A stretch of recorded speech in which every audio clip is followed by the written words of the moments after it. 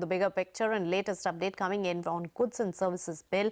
And GST is the big one. Here, CNBC TV 18 exclusive, a GST rate of 22% could be acceptable to most of the states in question.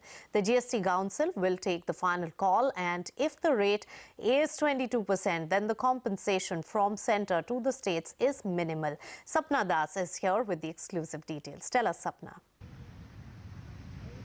So basically, this is, of course, right now in the realm of discussion, but very clearly, a very clear signal coming both from some quarters of the centre and, of course, from a lot of states over here, indicating that possibly a 22% rate could be a good rate.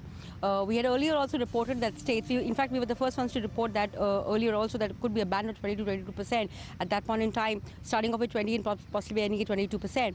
But now the consensus is veering around 22%. This is what we are picking up as of now. Of course, no final call here.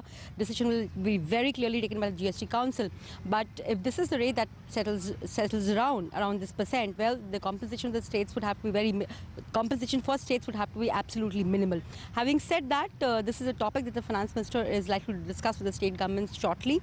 Also, the issue of dual control. The centre is very clearly working out on the GST rates.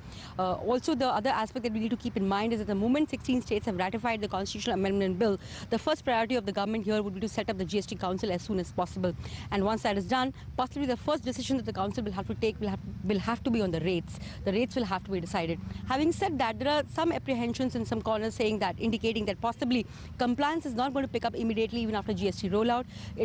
It may possibly, because of expansion in the GDP, that the revenue buoyancy is going to step in. Also, some apprehensions being expressed in terms of the rollout timeline for GST April 1, 2017, because that may clash with the timing of state polls. But there is still some time away on that front.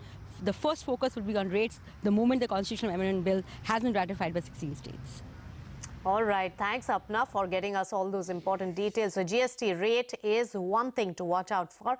Sapna and her sources say 22%. Could that be?